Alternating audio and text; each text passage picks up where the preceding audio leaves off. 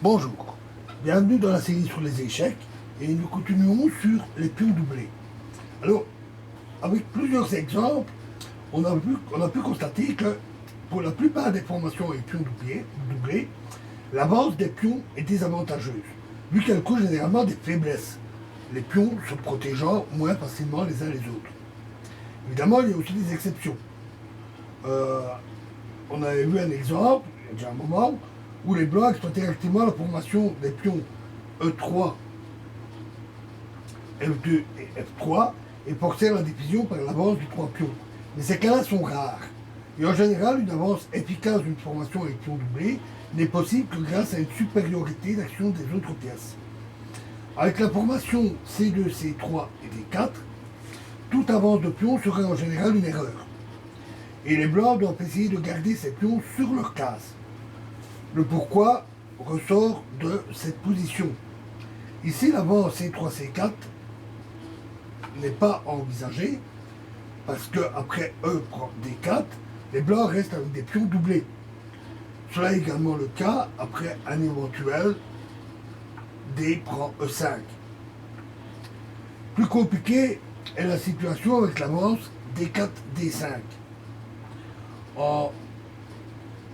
Quand nous verrons le problème des chaînes de pions bloqués plus tard, nous verrons qu'avec la formation D5, E4, contre D6, E5, la percée blanche C4, C5 est nécessaire. Mais celle-ci est irréalisable avec les pions doublés, C2 et C3, car après un éventuel B6, les blancs ne disposeront plus de coups de soutien B2, B4. Les noirs, par contre, après la poussée D4, D5, obtiennent encore deux autres avantages de position.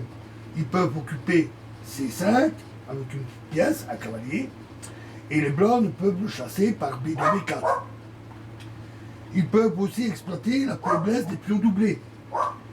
De la façon suivante, placer leur tour en C8, puis par C6, ouvrir la colonne C, forçant ainsi une attaque sur les pions blancs. Alors, il est souvent décisif que les blancs jouent C3, C4, et après C prend D5, reprennent en D5.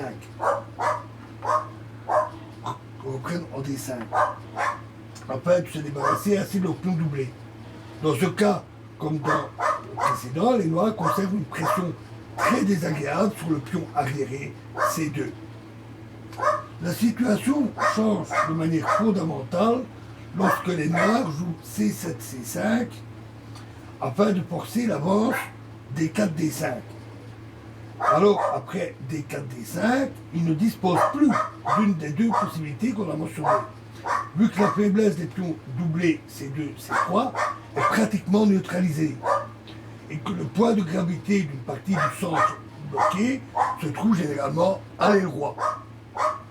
Si les noirs renoncent à C5, les blancs doivent tenter de maintenir la position centrale et leur position en C3, en C2, C3, D4, E4. Alors la position active au centre va contrebalancer le plus souvent le désavantage des pions doublés. On en verra un bon exemple dans la prochaine vidéo. Je vous remercie.